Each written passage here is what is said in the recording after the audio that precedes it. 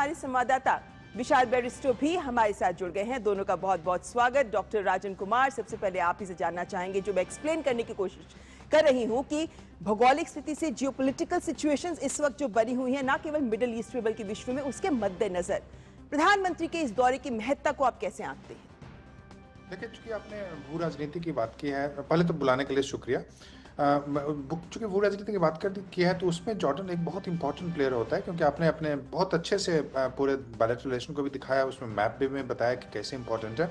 आपने दिखाया अपने मैप में कि इजराइल के ठीक बगल में है, और कई आप जानते हैं कि जो पैलेस्टीन का इशू है, वहाँ पे कई बार ऐसा पहले भी ऐसा हुआ है कि काफ़ी पैलेस्टीनियन जब उन पे इजराइल के साथ उनके झगड़े चल रहे थे, तो उसमें काफ़ी लोग जॉर्डन में जाके बस गए थे, और अब जॉर्डन उससे परेशान था, और जॉर्डन और भी ज़्यादा रिफ्यूजीज़ को पैलेस्टीन से नहीं लेना चाहता है। तो अगर अभी वहाँ पे जो युद्ध चल रहा है, जो झगड़ा चल रहा है, उसमें एक जॉर्डन एक बहुत इंपॉर्टेंट प्लेयर है। वो इसलिए भी है कि ईरान और इजराइल के बीच में स्थित है। तो अगर इजराइल को अगर मान लीजिए कि कभी हमले की जरूरत हो, तो जॉर्डन के बिना नहीं कर सकता है। और जॉर्डन का जो प्रोटेक्शन है, जॉर्डन के संबंध भारत के साथ तो अच्छे हैं ही, जॉर्डन के संबंध अमेरिका के साथ बहुत अच्छे हैं, और वहाँ का जो राजतंत्र है ये है, वहाँ पे अमेरिकन प्रोटेक्शन है, और अमेरिका के साथ उसके काफ़ी अच्छा संबंध है। तो भू राजनीति की बात करूँ, तो जो वेस्ट एशिया का रीजन है, वहाँ पे जॉर्डन एक बहुत ही इंपॉर्टेंट कंट्री है, जोग्राफिकल लोकेशन के कारण, इजराइल के करीब होने के कारण, दूसरी तरफ सऊदी अरब के होने के कारण, और बहुत ही अच्छे तरीके से जो आपने समझाया कि जो Bharat India middle east economic corridor जो हम बात करते हैं, जो हमने इनिशिएट किया था, लेकिन युद्ध होने के कारण वहाँ पे उसका डेवलपमेंट उस ढंग से नहीं हो पाया, तो वो जॉर्डन से गुजरता है। तो वो जॉर्डन अगर नहीं होता, तो हम फिर सऊदी अरब में जाके फंस जाते हैं। वहाँ से इजराइल के बाद समुद्र है, तो जॉर्डन का जो टेरिटरी है, वो उस दृष्टिकोण से भी इम्पोर्टेंट हो जाता है हमारे लिए। तो कहने का तात्पर्य है कि जॉर्डन एक बहुत ही इम्पोर्टेंट और एक जॉर्डन हमेशा पीस की बात करता है। जॉर्डन वहाँ के झगड़ों को सुलझाने की बात करता है, रीजनल स्टेबिलिटी की बात करता है, और उस ढंग से हमास को भी वो सपोर्ट नहीं करता है। वहाँ पे न्यूट्रल पॉलिसी रखने की कोशिश करता है। हालांकि उसकी मजबूरी है कि अमेरिका पे उसकी निर्भरता है सिक्योरिटी रीजन के कारण, लेकिन इसके बावजूद जॉर्डन एक इंपॉर्टेंट कंट्री, और वहाँ पे प्रधानमंत्री की यात्रा चूंकि इतने दिनों बाद हो रही है, आपने बताया कि एक ट्रांजिट विजिट तो हुआ था, कि लेकिन वो ट्रांजिट था, वो बायलैटरल जो एक ढंग से जो इन्विटेशन के माध्यम से होता वो नहीं था। तो उस इतने दिनों के 3 दशकों के बाद इस ढंग की यात्रा हो रही है। जी, प्रोफेसर साहब, हम ये भी जानते हैं कि किस तरीके से उच्च स्तरीय बैठ के मुलाकातें तमाम बहुपक्षीय मंचों के इतर भी होती रही हैं, लेकिन उससे पहले विशाल हमारे साथ जुड़े हुए अमान से। विशाल, प्रधानमंत्री नरेंद्र मोदी का कब तक पहुंचने का कार्यक्रम है? और हम आपकी बाइट्स में सुन रहे थे कि लोगों में बहुत उत्साह है, मतलब 37 साल बाद देश के प्रधानमंत्री पहुंच रहे हैं वहां।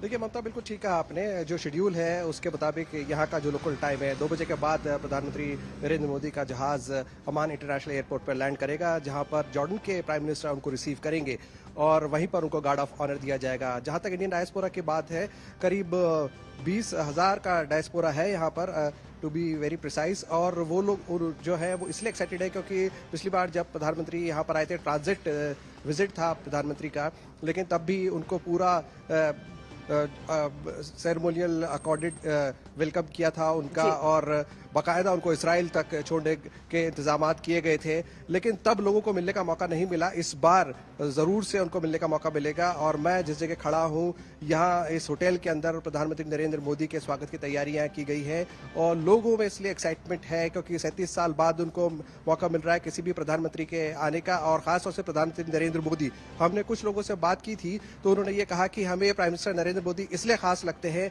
क्योंकि ही वॉक्स हिज टॉक, हमेशा वो देश के बारे में सोचते हैं, और जिस तरह से वो 24/7 देश के लिए उपलब्ध रहते हैं, ऐसा लगता है कि भारत का नाम वो बहुत ऊपर ले जाना चाहते हैं। और उन्होंने जो विजन दिया है विकसित भारत का 2047 का, उसके तहत भी वो बहुत ज्यादा एक्साइटेड है अपने प्राइम मिनिस्टर से मिलने के लिए। तो जाहिर सी बात है, ये जो दौरा है 37 ईयर्स के बाद डिप्लोमेटिक दौरा है, ये एक बायलैटरल दौरा है, माफ कीजिएगा, तो ये एक बहुत इंपॉर्टेंट मौका होगा लोगों का अपने प्रधानमंत्री को करीब से देखने का, उनसे मिलने का, उनसे बातचीत करने का। जाहिर है। ऐसे में डॉक्टर राजन, क्योंकि हम सहयोग के क्षेत्रों की बात करते हैं, तो उसमें ऑफ कोर्स व्यापार और निवेश बहुत महत्वपूर्ण रहता है। हम जानते हैं फर्टिलाइजर्स के क्षेत्र में सहयोग है, रक्षा के क्षेत्र में सहयोग है, लेकिन टेक्सटाइल्स के क्षेत्र में बहुत सारे भारतीय जो वहाँ पे भारतीय मूल के लोग रहते हैं वो इस क्षेत्र में काम भी करते हैं। सहयोग की संभावनाएं कहाँ तक आगे बढ़ते देखते हैं? देखिए, जॉर्डन के साथ हमारे संबंध अच्छे हैं और उसका काफ़ी बढ़ाने का स्कोप भी है। हालांकि मैं बता दूं कि लगभग 1 करोड़ से थोड़ा ज़्यादा पॉपुलेशन होगा, तो बहुत यह ज़्यादा हमें नहीं एक्सपेक्ट करना चाहिए कि बहुत ज़्यादा उनके साथ हम ट्रेड कर पाएंगे। ट्रेड के हिसाब से तो ओमान ज़्यादा इंपॉर्टेंट है क्योंकि हम वहाँ से काफ़ी ज़्यादा इंपोर्ट करते हैं। लेकिन जो स्कोप है बढ़ाने का, उसमें आपने सही बताया कि टेक्सटाइल में या फिर जो फार्मास्यूटिकल इत्यादि में है। और हमने कोविड के समय काफ़ी मदद भी की थी। इन सारे देशों को हमने वैक्सीन के माध्यम से, जो वैक्सीन मैत्री की जो का रिश्ता था उसके माध्यम से सारे देशों को हमने मदद की। और ये सारे देश मानते हैं कि जब सारे यूरोपियन देश उस समय इनको नहीं दे रहे थे वैक्सीन, तो वैसे में भारत आगे जाके हमने इनको मदद किया था। तो वो इसको पहचानते हैं। तो जो एरिया ऑफ एक्सपेंशन है, एक तो कि हम और वहाँ से इंपोर्ट भी ज़्यादा कर सकते हैं और एक्सपोर्ट भी कर सकते हैं, दोनों। बहुत सारा चीज़ हम भारत एक्सपोर्ट भी करता है, मशीनरी से लेके पेट्रोलियम प्रोडक्ट से लेके टेक्सटाइल, फार्मास्यूटिकल, इलेक्ट्रॉनिक प्रोडक्ट्स, बहुत सारा चीज़ भारत इंपोर्ट करता है। और एक बहुत अच्छा जो कि फॉस्फोरस आपने बताया कि जो हमारी आपने बताया शब्द का प्रयोग, बहुत ही उपयुक्त शब्द का प्रयोग किया था कि जो फूड सिक्योरिटी है, खाद्य सुरक्षा की जो बात है, उसके लिए क्यों इंपॉर्टेंट है, एग्रीकल्चर के लिए, फर्टिलाइजर के लिए हमारे लिए बहुत ही इंपॉर्टेंट है। तो हम फास्फोरस वहाँ से मंगाते हैं। लेकिन डॉक्टर साहब, क्या हम ये भी कह सकते हैं कि क्योंकि आतंकवाद एक ऐसा बिंदु है जिस पे दोनों देश एक साथ खड़े नजर आते हैं। आईएसआईएस के साथ जूझ रहा था जॉर्डन, अगर हम बात करें, लेकिन वही भारत के साथ भी वो जब हमले हुए हमारे तब जॉर्डन हमारे साथ खड़ा रहा है। कट्टरवाद के खिलाफ ये जो संदेश देता है जॉर्डन, ये कितना महत्वपूर्ण हो जाता है हमारी इस आतंकवाद के खिलाफ लड़ाई में? जी बिल्कुल, क्योंकि उनको भी डर है, जो जॉर्डन के जो वहाँ पे रिजीम है, चूँकि ये स्टेट्स छोटे-छोटे स्टेट्स, जैसे कि बताया पॉपुलेशन कम है और एक तरह से राजशाही वहाँ पे, तो एक हमेशा डर रहता है कि आईएसआईएस जैसा कि एक जो बिल्कुल जो उसका नेटवर्क है बहुत स्ट्रांग है उस एरिया में। बगल में देखेंगे सीरिया में वो सत्ता में आ गया है, उसके बाद जो दूसरे इराक में भी है, उसके अलावा जो दूसरे जगह वहाँ पे भी उसके पड़ोसी देशों में, तो उनको हमेशा एक डर रहता है कि कहीं उनका इन्फ्लुएंस नहीं बढ़े। तो रेडिकल, खासकर जॉर्डन, क्योंकि जॉर्डन के जो रूलर भी हैं वो काफ़ी लिबरेटेड रूलर के रूप में देखे जाते हैं और काफ़ी प्रोग्रेसिव के रूप में देखे जाते हैं वहाँ पे। तो वैसे में आतंकवाद के इशू पे हमारा कॉपरेशन बहुत स्ट्रांग हो सकता है उनके साथ। और मुझे लगता है कि ये अभी जो एग्रीमेंट होंगे प्रधानमंत्री साथ, उसमें खासकर रेडिकलाइजेशन का, जो पूरा वेस्ट एशिया का क्षेत्र जो अभी रेडिकलाइज्ड है, उसको कैसे डी रेडिकलाइज किया जाए और कैसे प्रोग्रेस और डेवलपमेंट के रास्ते पे लाया जाए और कैसे टेक्नोलॉजिकल सपोर्ट का। मैं बताऊं कि हमारे स्टूडेंट हैं जॉर्डन के, हमारी यूनिवर्सिटी में भी स्टूडेंट्स हैं।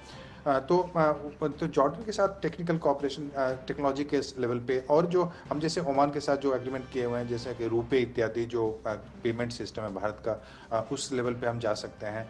और ट्रेनिंग उनको ज़रूरत यह भी है कि हम टेक्निकल ट्रेनिंग कैपेसिटी बिल्डिंग उनका करा पाएँ, उनके स्टूडेंट्स का। तो हमारे टेक्निकल इंस्टीट्यूट्स काफ़ी मजबूत हैं, आईटी सेक्टर में हम काफ़ी मजबूत हैं, तो उसको काफ़ी एक्सपेंड किया जा सकता है। ज़्यादातर जॉर्डन के बच्चे आप देखें वेस्ट की ओर जाते हैं, लेकिन भारत भी चूँकि टेक्नोलॉजिकल काफ़ी सस्ते दर पे, सस्ते रेट पे प्रोवाइड कर सकता है, तो हमें वहाँ के स्टूडेंट्स को भी और ट्रेनिंग प्रोग्राम मैनेजमेंट के लिए, टेक्निकल ट्रेनिंग के लिए और भी मुझे लगता है बढ़ाने का काफ़ी स्कोप। जी बिल्कुल, और जिस तरीके से तकनीक तेजी से बदल रही है, ऐसे में क्षमता निर्माण एक बहुत महत्वपूर्ण जरूरत बन गई है सभी देशों की। लेकिन विशाल, कल प्रधानमंत्री की बिजनेस फोरम में भी बैठक होनी है, जॉर्डन इंडिया बिजनेस फोरम, और हम बात कर रहे हैं कि कैसे सहयोग के क्षेत्र संभावनाएं बहुत हैं। वहां पर किस तरीके की उम्मीदें इस बिजनेस फोरम से भी की जा रही हैं?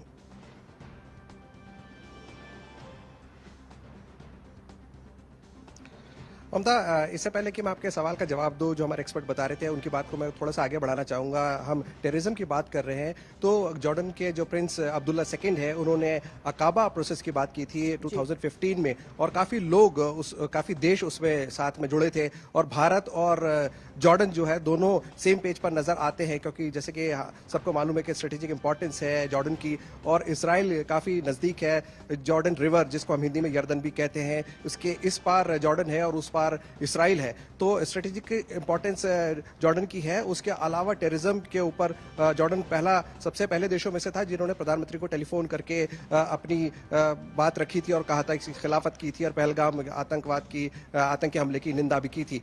अब मैं आपके सवाल पर आता हूं, हम जब बात कर रहे हैं कि बिजनेस फोरम की, तो एमओयूज को हमें मद्देनजर रखना चाहिए। कुछ इंटरेस्टिंग एमओयूज साइन होने वाले हैं जिसके अंदर न्यू एंड नॉन रिन्यूएबल माफ कीजिए न्यू एंड रिन्यूएबल एनर्जी, वो एक ऐसा सब्जेक्ट है जिस पर दोनों देशों के बीच में एमओयू होने वाला है। इसके अलावा कल्चरल टाइज हैं और एक खास तरह का लेटर ऑफ इंटेंट है दोनों देशों के बीच में एलोरा केव्स को लेकर और पेत्रा को लेकर। पेत्रा जो कि 2300 साल पुराना शहर है जिसको हिडन सिटी कहा जाता है, गुलाबी चट्टानों के बीच में काटकर बनाया गया 2300 साल पुराना शहर जिसके साथ भारत के ट्रेडिंग रिलेशंस थे।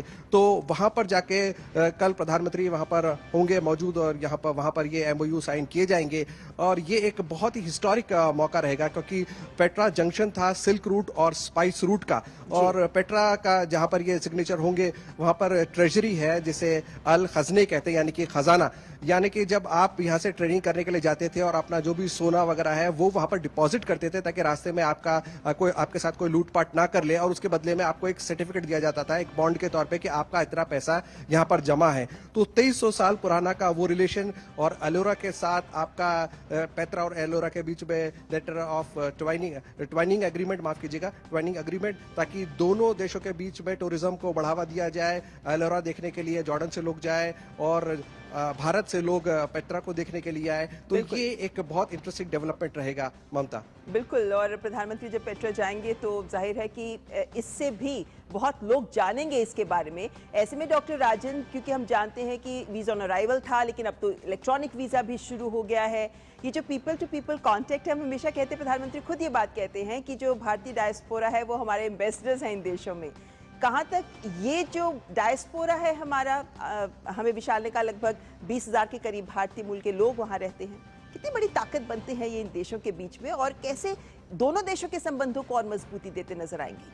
देखिए, बहुत बड़ी चीज़ है, इसको शायद हम लोग उस नज़र से नहीं देखते हैं कई बार, क्योंकि जो हमारा जो डायस्पोरा है खासकर वेस्ट एशिया के रीजन में, वो लगभग 95 लाख यानी कि 1 करोड़ मान के चलिए, लगभग 1 करोड़ के आसपास है। और वो सारे लोग हैं जो कि वहाँ पे सिटीजन बनने के लिए नहीं गए हैं, जो अमेरिका जाते हैं वहाँ पे रहते हैं, सिटीजन बनने की कोशिश करते हैं, लेकिन ये सारे लोग वहाँ पे जाते हैं, काम करते हैं और रेमिटेंसेस पैसे को वापस भेजते हैं। और कहाँ से जाते हैं? केरल से, तमिलनाडु से, यूपी से, बिहार से, गुजरात से, महाराष्ट्र से। तो वैसे में जो इनका जो रेमिटेंसेस होता है वो हमारा एक इंपॉर्टेंट सोर्स ऑफ इनकम है। और अभी जो हमारे भारत के जो रेमिटेंसेस होते हैं उसमें केवल वेस्ट एशिया की बात नहीं कर रहा हूँ मैं, बाकी जगहों की बात करूँ तो 120 बिलियन या उससे भी ज़्यादा हम वहाँ से पैसे आते हैं इन सारे वर्कर्स के माध्यम से।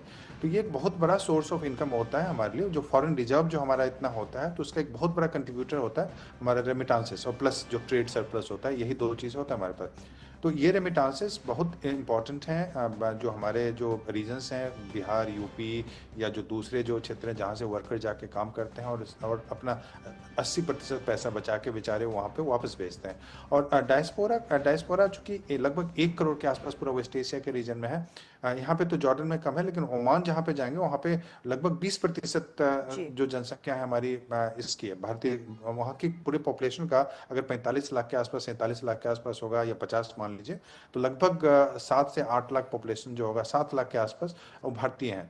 तो इनका बहुत इंपॉर्टेंट कंट्रीब्यूशन यहाँ भारत के लिए नहीं, उनके लिए भी है, क्योंकि उनको जाहिर है। और इसीलिए हम कह रहे हैं लगातार कि ये जो 3 देशों का दौरा है प्रधानमंत्री का, ये बहुत इंपॉर्टेंट है। देश छोटे हैं लेकिन इनकी भूमिका बहुत महत्वपूर्ण है, जिसको प्रधानमंत्री के इन 3 देशों के दौरे से हम भी दर्शकों के सामने रखेंगे। फिलहाल वक्त इतना ही है। डॉक्टर राजन और विशाल, बहुत बहुत धन्यवाद हमारे साथ जुड़ने के लिए।